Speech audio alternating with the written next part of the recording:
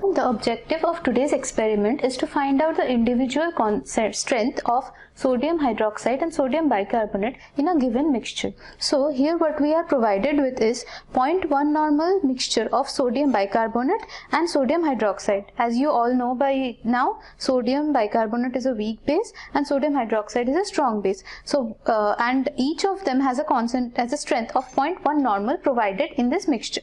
However, as we all know, just because it says 0.1 normal, it is not 0.1 normal. So as we had done in our previous experiments, we had individually found out the concentration of the strength of sodium hydroxide, that is a strong base, and then again the strength of sodium bicarbonate, which is a weak base, but in different experiments. In this experiment, what we will do is we will titrate their mixture, where each of them is present in approximately 0.1 normal concentration. Now what we do is we titrate it with a strong acid. So what we will have here is in the same titration a combination of both a strong acid strong base titration and a strong acid weak base titration. The strong acid we use for this experiment is 0.1 normal H2SO4, and in the similar process as we had done in the previous experiments, we have found out the exact strength of this H2SO4. How have we done it? We have first prepared a 0.1 normal oxalic acid solution as the primary standard solution. Then we have standardized a 0.1 normal solution of NaOH using that oxalic acid solution, and then using that NaOH we have found out the exact strength of this H2SO4 solution, and the exact strength of this has come out to be 0.10947 normal, approximately 0.1 normal. Now what we have done is we have filled up the burette already to the 0 mark with this strong acid.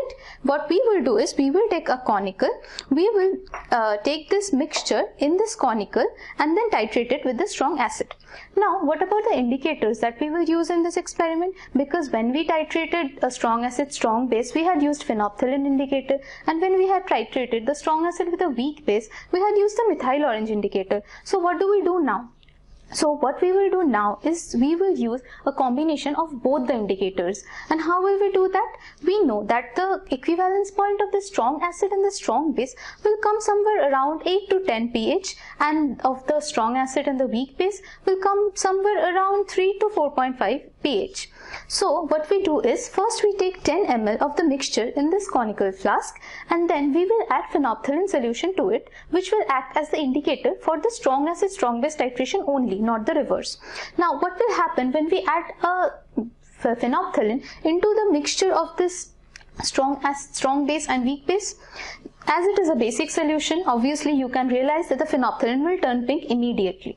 So we will titrate it with the strong acid till the pH in the flask will gradually begin to fall, and finally when it reaches the range of color change of phenolphthalein, which is 8 to 10, which is the neutralization point of the strong acid strong base, then we will find out that the pink color has been discharged and the pink color solution will automatically turn colorless, and at that point of time we will add the methyl orange indicator. We cannot add it simultaneously at the beginning just because of the reason that the color change, the discharge of the pink color of the phenolphthalein then will not be very obvious to the eye. That is why once the indicator of phenolphthalein is used up, that is the color is discharged, and we have our endpoint of the strong acid strong base titration, then we will add the methyl orange into it. As you all have seen in the previous experiment, the methyl orange at a pH around neutral 7 or 8 will turn yellow, and then as we continue adding strong acid into the mixture, it will turn a red color. So when it turns a red color, we will then realize that the amount of bicarbonate, that is a weak base, has been totally neutralized, and that is our second endpoint. So in this titration we will have two endpoints, and the calculations you will all see when we are completed with the titration how we do it. But all you need to know for now is we need to know two of our endpoints here. One is the endpoint with the strong acid strong base titration, and another is an endpoint with the strong acid and the weak base titration. So let us proceed on the experiment and see what exactly comes out. So we will take 10 ml into this flask. This is the mixture of the bicarbonate and the sodium hydroxide.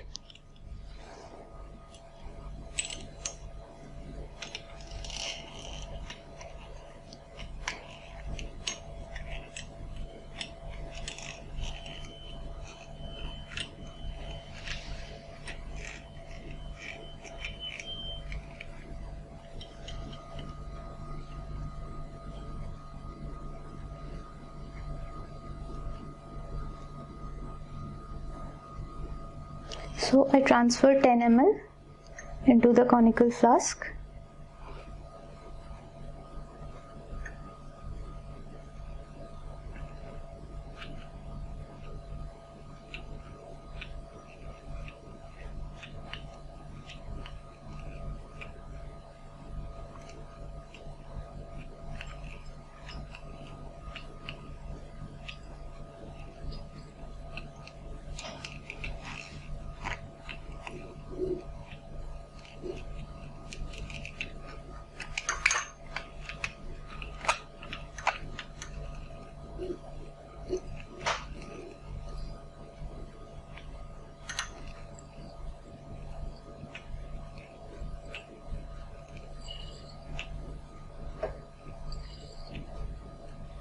Now remembering the pipetting constant not to add the last drop.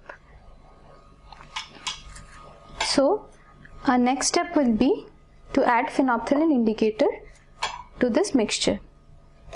I will add very little amount, even less than I added in the last experiment, because all we need to see is when the pink color is discharged. And if you add too much, then the discharge point will not be very clear. So as you all can see, the pink color of phenolphthalein is visible already in the flask. I will just shake it into a mixture. And then I will begin with the titration and note the end point when this solution will turn completely colorless.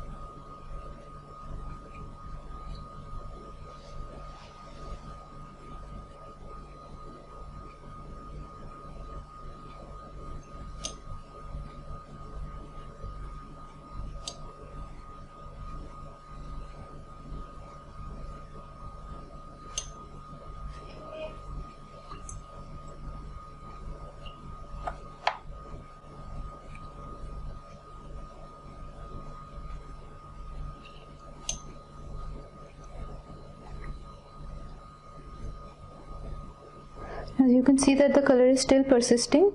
I will continue to do this until it turns completely colorless, and you will see no trace of the pink color at all.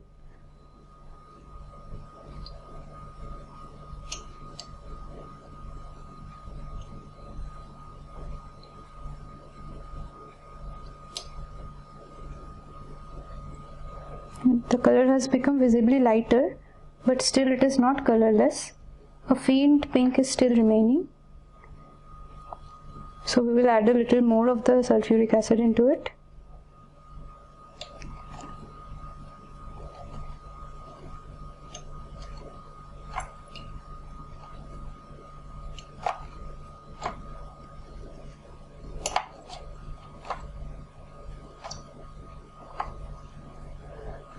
Even now you can still see a faint pink coloration, a very faint one, but it is still there.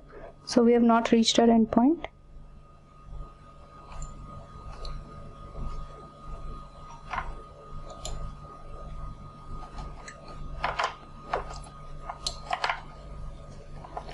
Okay, now I don't think I can see any pink color that is left yet. So I will just add one more drop and be sure of my end point.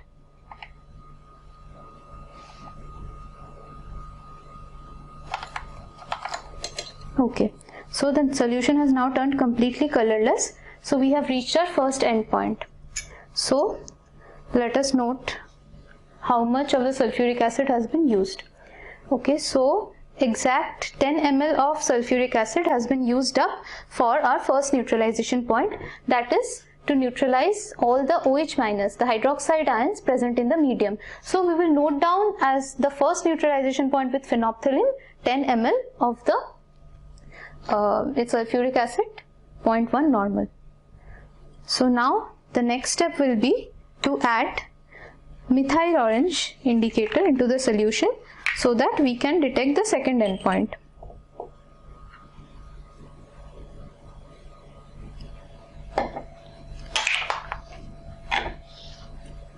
So as you see, the color of the solution has turned yellow.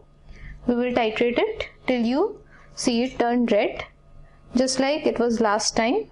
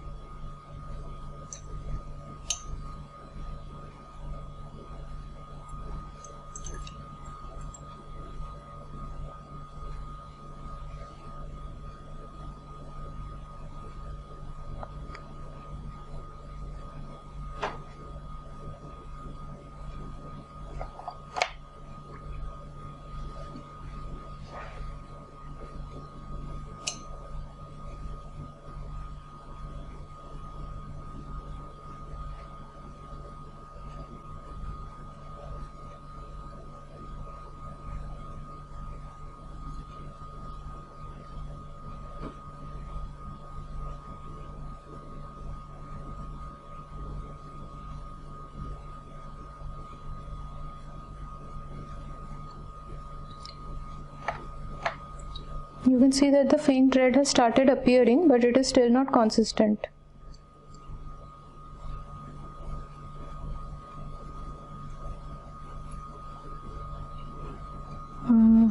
So we are fairly near the end point.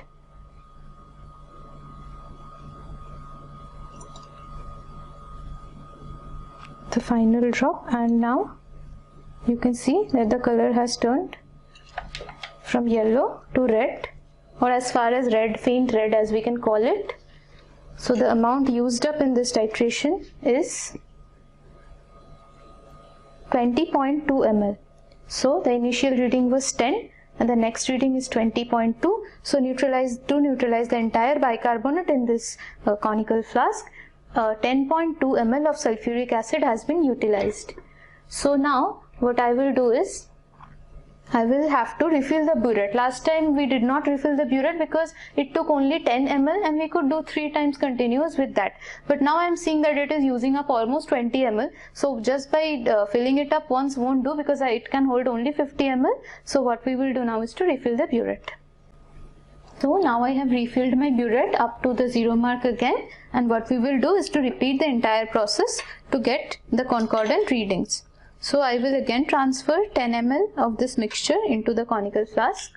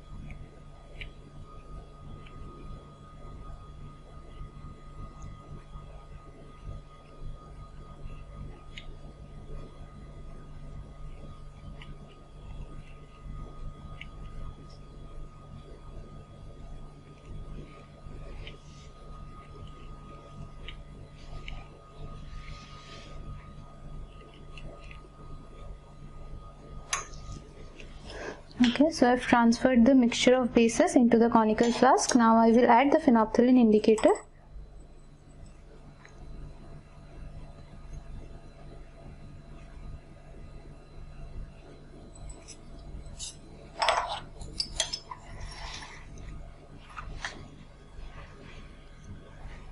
Now I will start with the titration and see at which point exactly the pink color is completely discharged.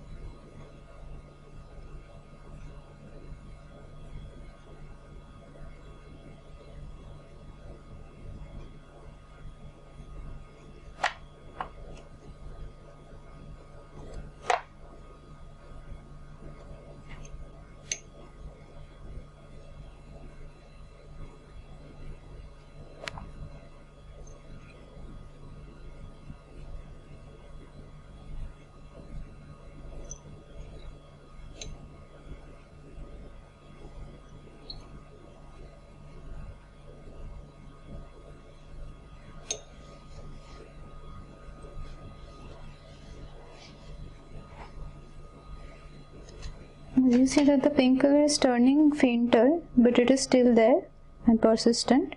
It has not turned colorless yet.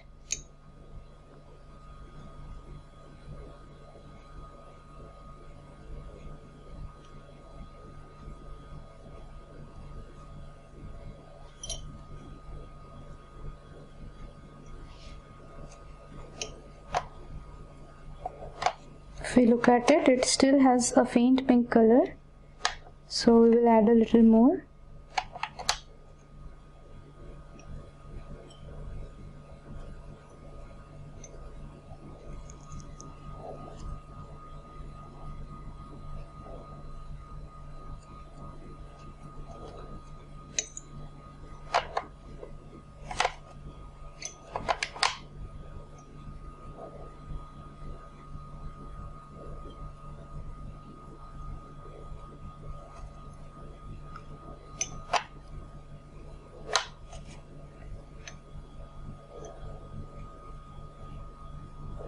So I think 1 or 2 more drops should do the job. Okay, so now the solution has turned completely colorless. So let us note the reading. Okay, so the reading in the burette shows 9.9 ml of sulfuric acid that has been consumed to entirely neutralize the hydroxide ions present in the mixture. So our next step, so note the first initial reading, that is the neutralization point with the phenolphthalein indicator, that has come out to be 9.9 this time. Last time it was 10. So now what I will do is add methyl orange indicator into it.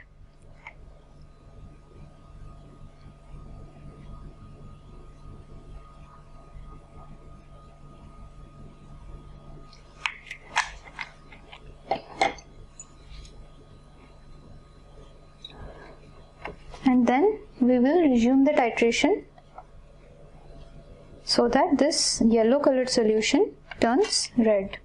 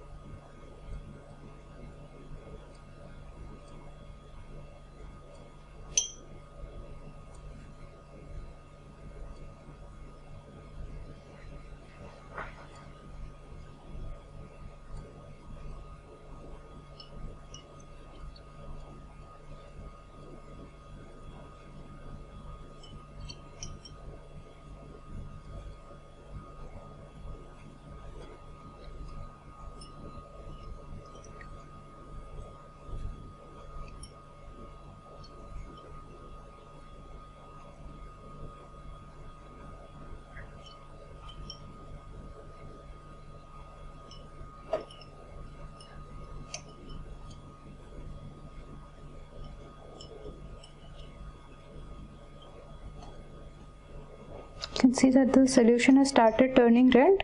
We are quite near the end point. Only 1 or 2 drops more, I think, should do the job completely. Okay. So now the color change is completed. And let us now note the final reading again.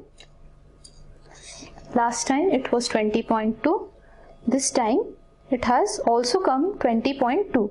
But we must remember that last time the first reading was 10, but this time it was 9.9. So this time you have to subtract 9.9 from 20.2 so that you get the exact volume of acid that has been used for the second neutralization, that is that of the bicarbonate. So our next job will be to fill up our burette again and proceed to the third and final titration.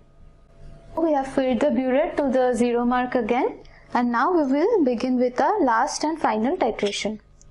So we again take out 10 ml of the mixture into the conical flask.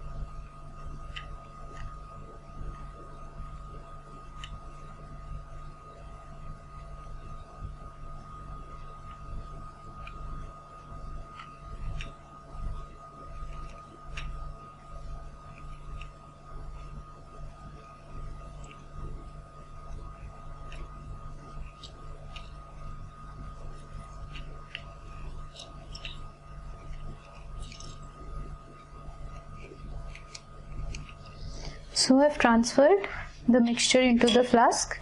Now I will add the phenolphthalein indicator.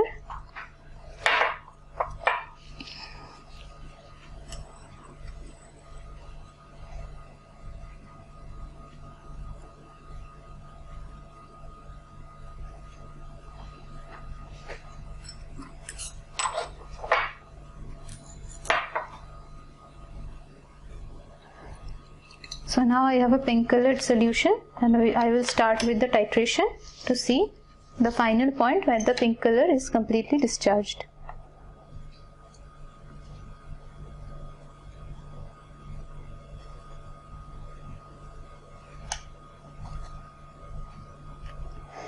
One thing you must keep in mind is that when you were doing the strong acid and the strong base titration, then we had taken the base in the burette, and so the phenolphthalein color change was from colorless to pink. That was much easier to detect than when it is turning from pink to colorless. So the endpoint won't be that sharp here. I mean, the endpoint will be sharp, but our eyes will not be able to detect it as easily as we had done during the strong acid strong base titration we had done in the previous experiment. So it will be better and more clear to you when you are doing it with your own hands. We just have to be very observant as to detect the endpoint.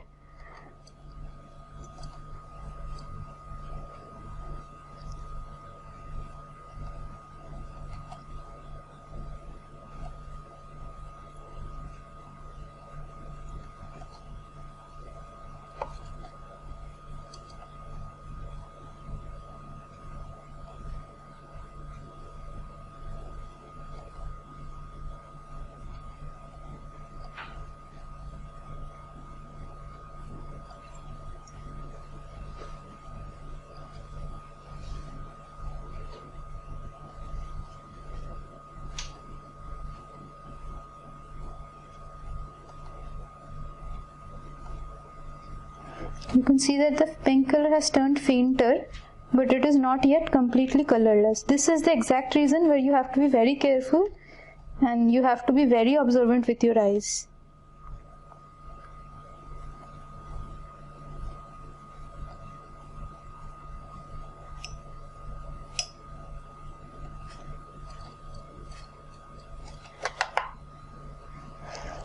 Okay, so I think now the pink color has been completely discharged and the solution has turned colorless. Let us see how much of the base this has, acid this has consumed. Well, this time it is quite a different reading. It has come out to be 10.3. So there has been a huge difference. As you see, it has been basically the human error while detecting the exact endpoint when the color was changing from pink to colorless. So now I proceed with the next step of our titration. So remember, it has come out to be 10.3 when I am doing the third titration with the phenolphthalein indicator. Now I am adding methyl orange to it.